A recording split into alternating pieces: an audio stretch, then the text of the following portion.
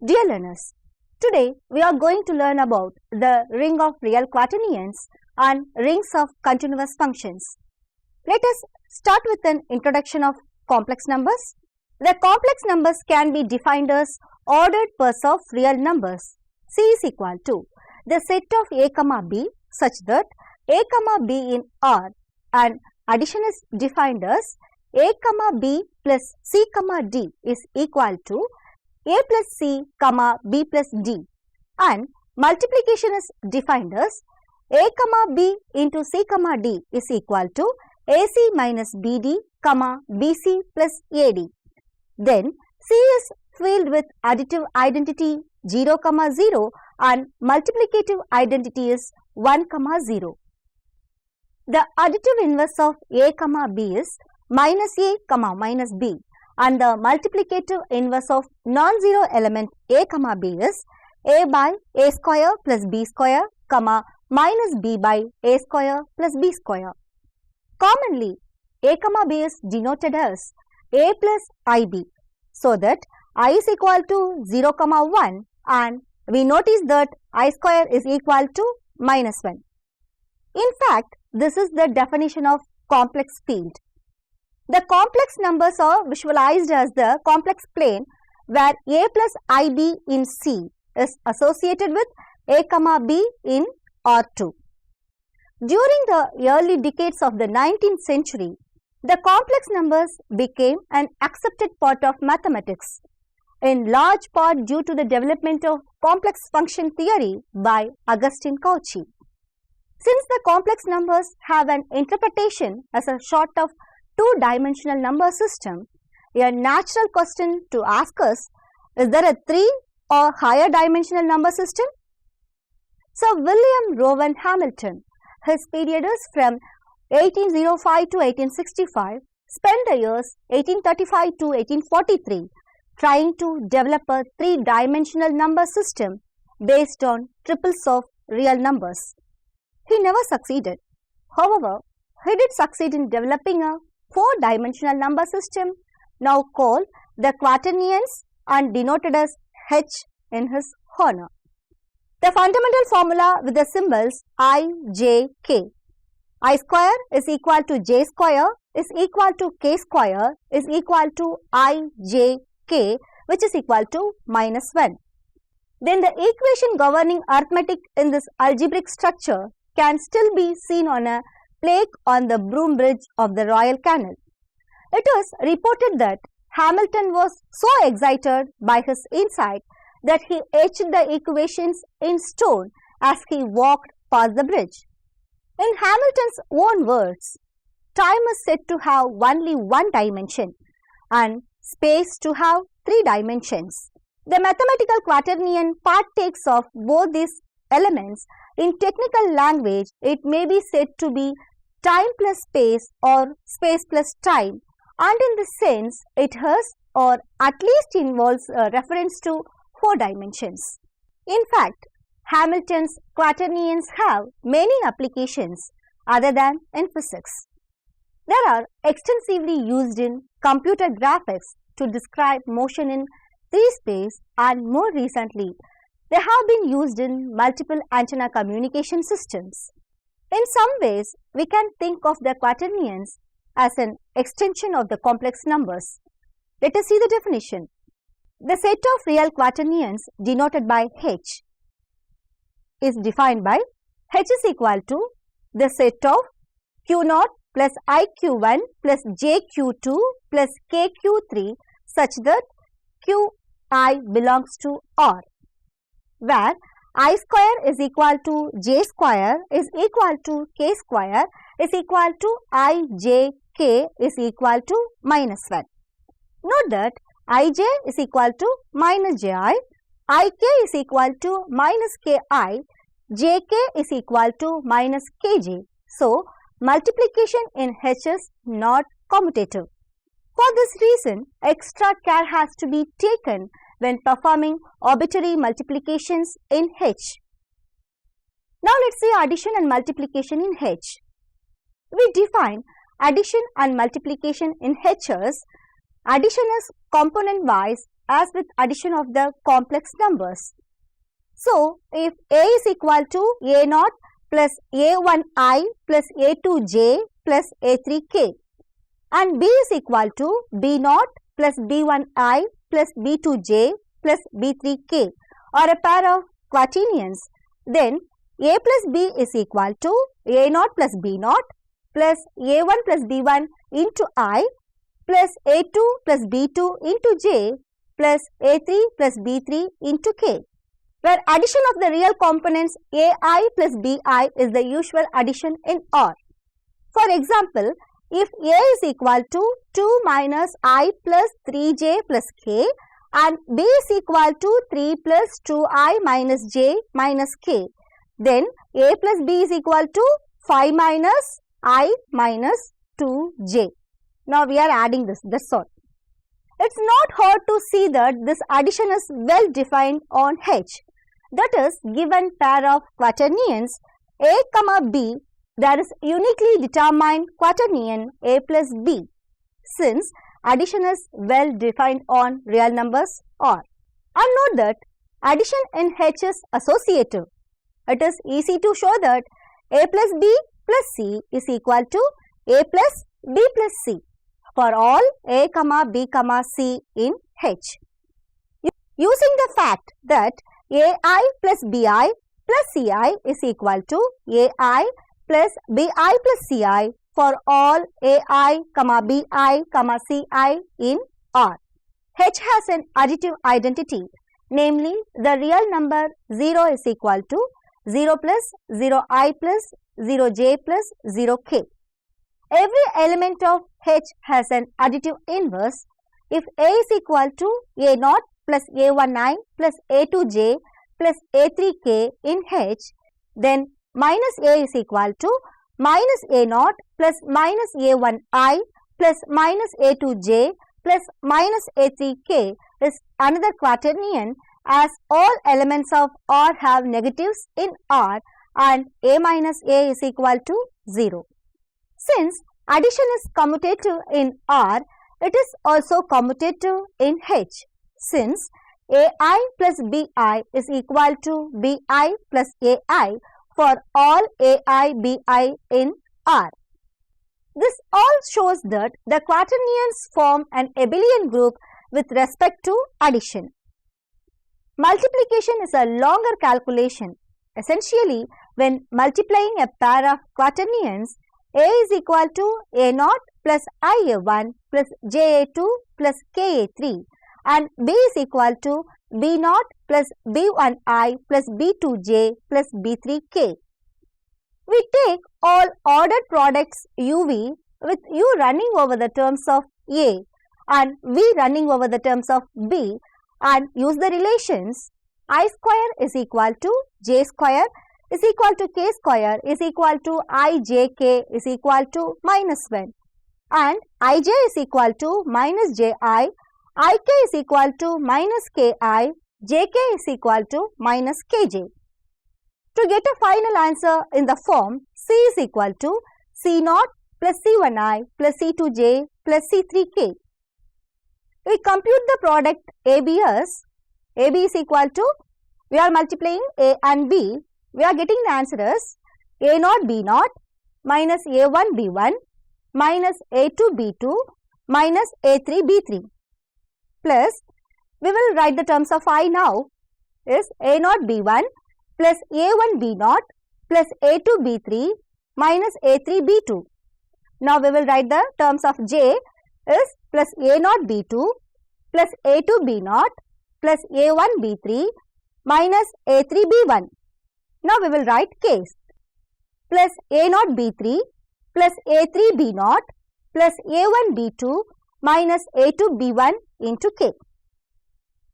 For example, if A is equal to 2 minus I plus 3J plus K and B is equal to 3 plus 2I minus J minus K, then AB is equal to 6 plus 2 plus 3 plus 1.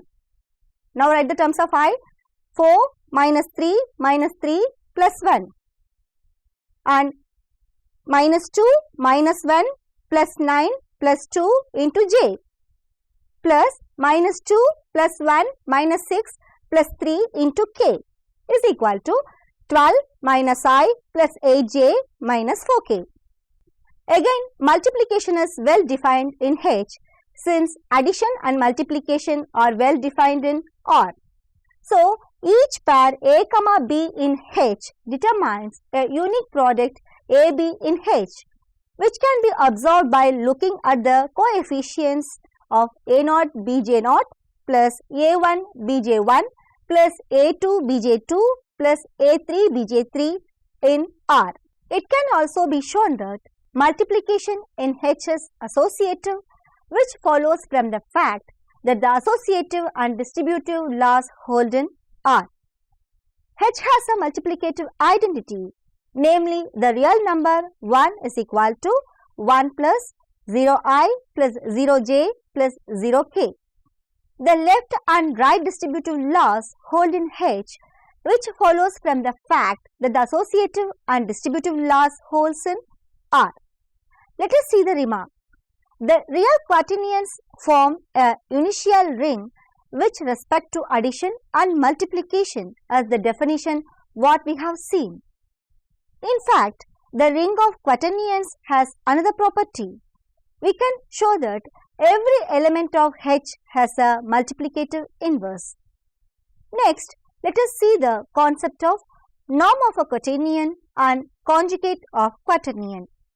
The definition of norm of quaternion is, let Q is equal to Q0 plus IQ1 plus JQ2 plus KQ3 in H. The norm of Q is denoted by N of Q and given by N of Q is equal to Q0 square plus Q1 square plus Q2 square plus Q3 square. I repeat this, N of Q is equal to Q0 square plus Q1 square plus Q2 square plus Q3 square. The norm of a quaternion is similar to the modulus of a complex number and plays a role like in the computation of an inverse element of a quaternion. Note that the norm of any quaternion is a non-negative real number and takes the value 0 only on 0. Next, definition of conjugate of quaternion is, let Q is equal to Q0 plus IQ1 plus JQ2 plus KQ3 in H. The conjugate of Q is denoted by Q bar and given by Q bar is equal to Q0 minus IQ1 minus JQ2 minus KQ3. Now, let us see the relationship between Q and its conjugate. Let Q is equal to Q0 plus IQ1 plus JQ2 plus KQ3 in H. We note the following relationship between quaternion Q and its conjugate.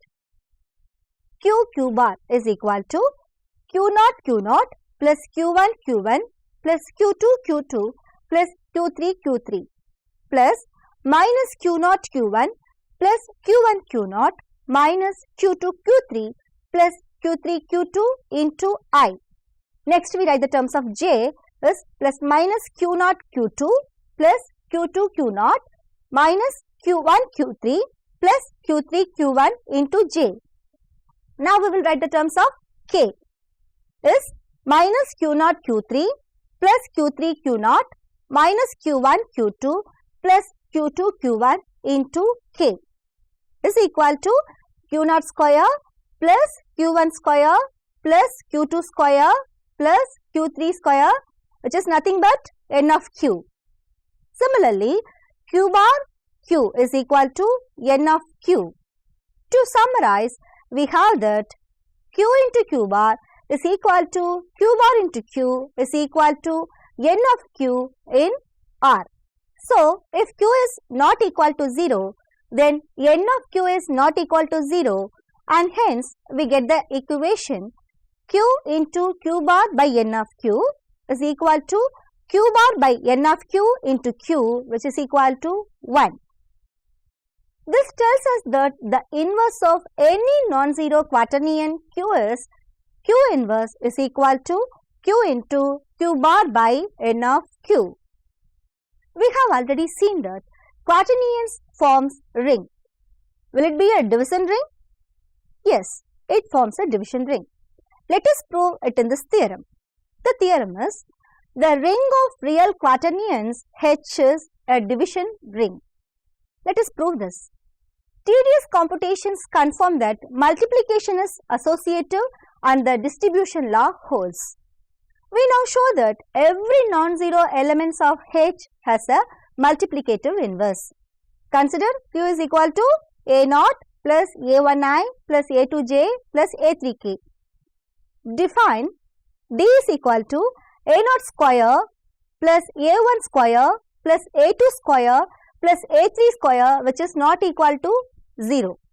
Notice that A0 plus A1i plus A2j plus A3k into A0 by D minus A1 by D into I minus A2 by D into j minus A3 by D into k, which is equal to A0 into A0 by D minus A1 into minus A1 by D minus A2 into minus A2 by D minus A3 into minus A3 by D plus A0 into minus A1 by D plus A1 into A0 by D plus A2 into minus A3 by D minus A3 into minus A2 by D into I plus A0 into minus A2 by D plus A2 into A0 by D plus A3 into minus A1 by D minus A1 into minus A3 by D into j plus A0 into minus A3 by D plus A3 into A0 by D plus A1 into minus A2 by D minus A2 into minus A1 by D into k, which is equal to A0 square plus A1 square plus A2 square plus A3 square by D, which is equal to 1. So, A0 plus A1i plus A2j plus A3k, the whole inverse is equal to A0 by D minus A1 by D into I minus A2 by D into j minus A3 by D into k, where D is equal to A0 square plus A1 square plus A2 square plus A3 square. Therefore, every non-zero element of H is a unit, and so the quaternions form a non-commutative division ring. Next, we will see an example. See this example. Let Q is equal to 1 plus 2i plus 4j plus 8k. Then we compute Q square. Clearly, n of Q is equal to 1 plus 4 plus 16 plus 64. Nothing but squares of all the coefficients is equal to 85. The Q bar is equal to 1 minus 2i minus 4j minus 8k. We are interchanging the symbols. It follows that Q inverse is equal to 1 by 85 minus I 2 by 85 minus j 4 by 85 minus k 8 by 85. Note that Q plus Q bar is equal to 2 in R. Compare this with the complex numbers.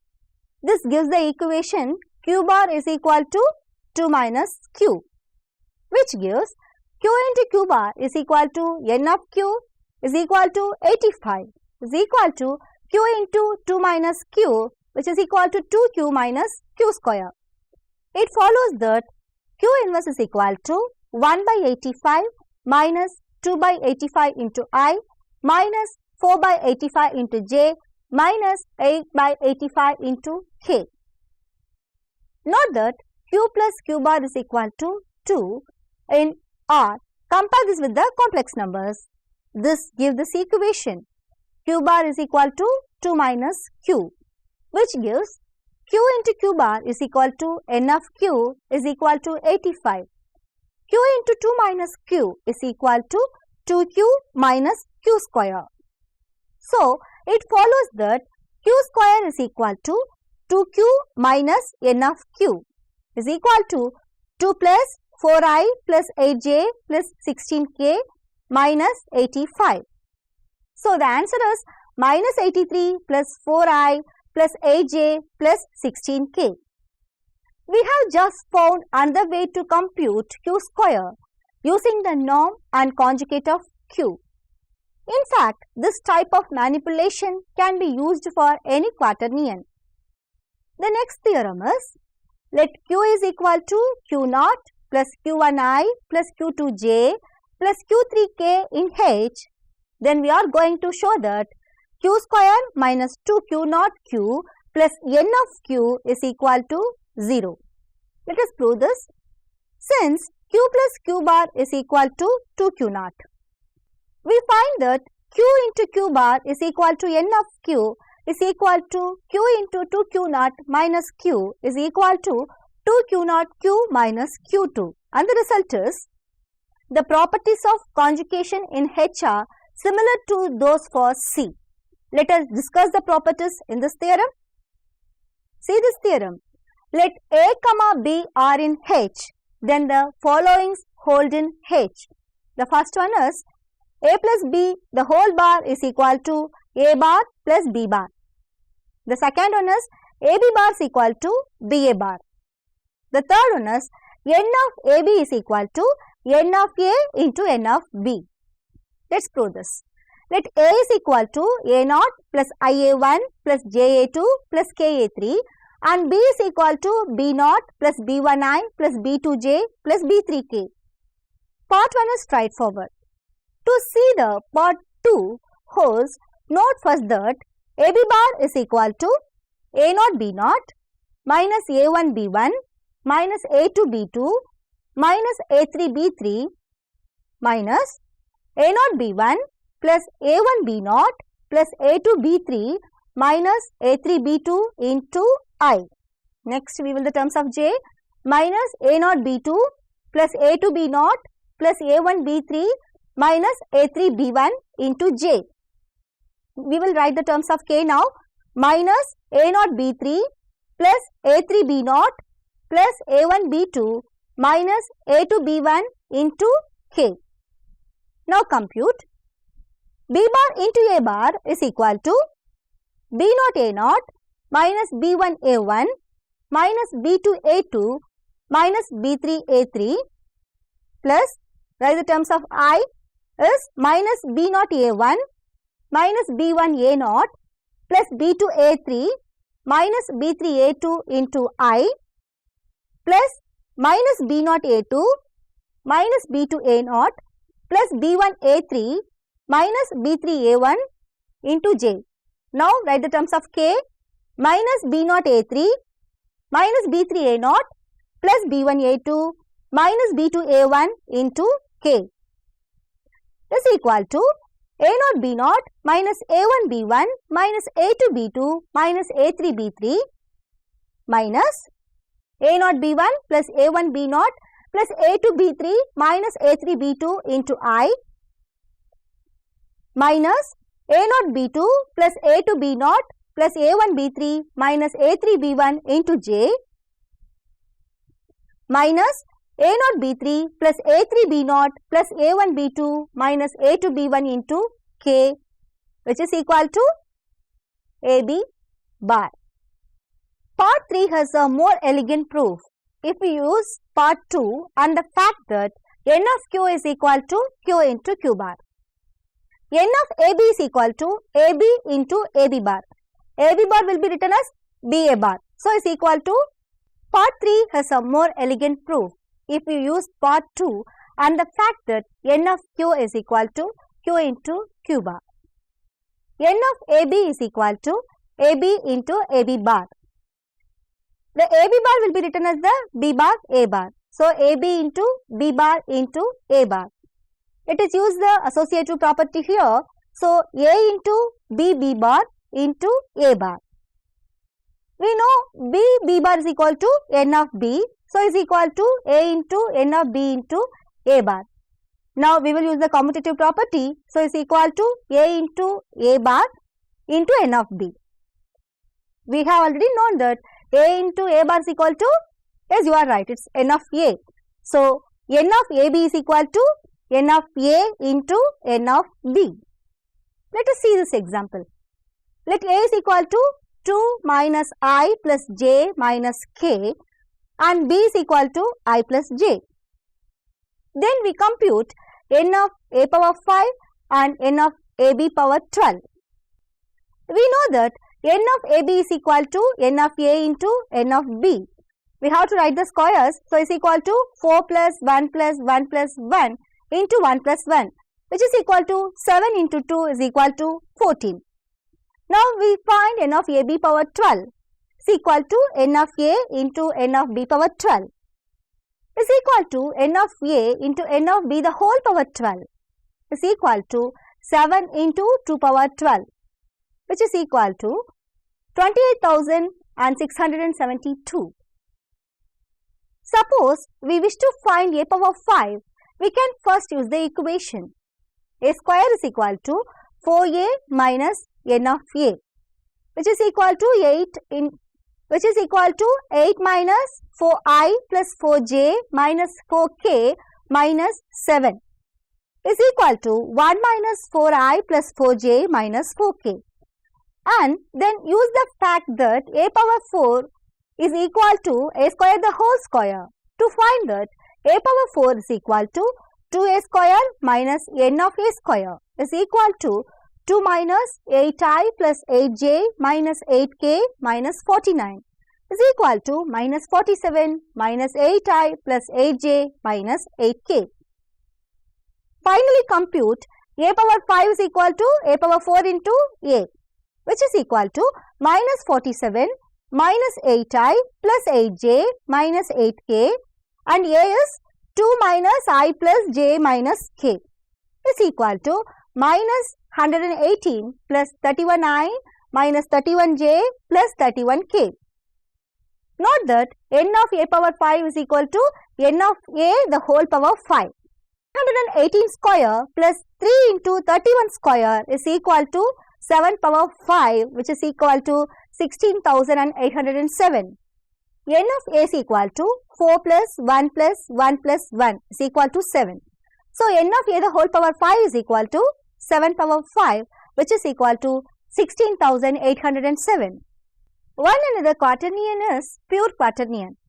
A quaternion that has the form Q1I plus Q2J plus Q3K is called pure quaternion. It is particularly convenient to compute powers of such quaternions like this. If Q is a pure quaternion, then Q square is equal to minus n of Q. So, Q power 4 will be written as Q square the whole square is equal to minus n of Q the whole square is equal to n of Q square.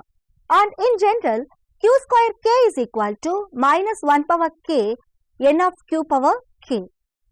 Note that every even power of a pure quaternion is real, while every odd power of a pure quaternion generates another pure quaternion.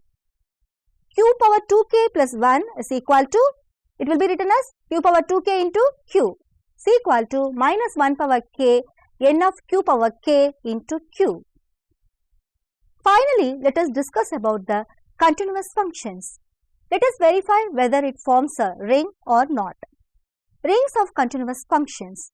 Let C of R be the function space consisting of all continuous functions from R into R. Then we say that C of R is ring of continuous function from R into R whenever C of R satisfies all the ring axioms with function, addition and multiplication. Consider the function f from R into R and C of R be set of all continuous functions R into R. For any f comma g in C of R and any x in R, we define the following operations. F plus g of x is equal to f of x plus g of x for all x in R. F dot g of x is equal to f of x dot g of x for all x in R. Now we want to show that C of R is a ring under function addition and multiplication. For closure of addition, since for any x in R, f of x plus g of x in R, f of x plus g of x is well defined and so f plus g of x in C of R. Likewise, for closure of multiplication, since for any x in R, f of x dot g of x in R, f of x dot g of x is well defined and so f dot g of x in C of R. Clearly, ring axiom like commutative, associative and distributive laws for addition and multiplication holds for C of R. Since real numbers hold such laws, associativity, for any x in R, we have f plus g plus h of x is equal to f of x plus g of x plus h of x, which is equal to f of x plus g of x plus h of x. Therefore, f plus g plus h of x is equal to f plus g plus h of x. f of x is equal to 0 for all x in R is the additive 0 in C of R. f of x is equal to 1 for all x in R is the multiplicative unity in C of R. Minus f of x is the additive inverse for f of x in C of R. Commutativity for any x in R, f plus g of x is equal to f of x plus g of x, which is equal to g of x plus f of x is equal to g plus f of x. Distributive for any x in R, we have f dot g plus h of x is equal to f of x dot g of x plus h of x is equal to f of x dot g of x plus f of x dot h of x. f dot g plus h of x is equal to f dot g of x plus f dot h of x. This is the first equation. Now see the next one. f plus g dot h of x is equal to f of x plus g of x dot h of x is equal to f of x plus g of x dot f of x plus h of x. f plus g dot h of x is equal to f plus g of x dot f plus h of x. This is the second equation. So, therefore, the set of continuous functions C of R forms a ring. There are several related rings such as C1 of R, the ring of differentiable functions. C0 of R, the ring of continuous functions satisfying f of x tends to 0 as x tends to plus or minus infinity, and the ring of continuous functions on the closed interval a comma b, which is denoted as C of a comma b. All these rings are commutative and all except C0 of R have an identity, the constant function with value 1. Let us see the example here. Let I denotes an interval on the real line and let C of I denotes the set of continuous functions f from I to R. Then C of I can be given the structure of a commutative ring with identity by setting f plus g of x is equal to f of x plus g of x. f dot g of x is equal to f of x dot g of x. Here, 0 of Cr is a function with constant value 0 and 1 of Cr is a function with constant value 1. Clearly, all the ring axioms are held in C of I. Therefore, C of I forms a ring. Okay, learners, we are in the conclusion part of this today's module. In this section, first we have seen about complex numbers and we extended it to quaternions. And then we discussed norm and conjugate of quaternions with some examples. Moreover, we have seen pure quaternion with some example. Finally, we have seen about ring of continuous functions and also we have seen it forms a ring with some example. I hope you enjoyed this session. Thank you.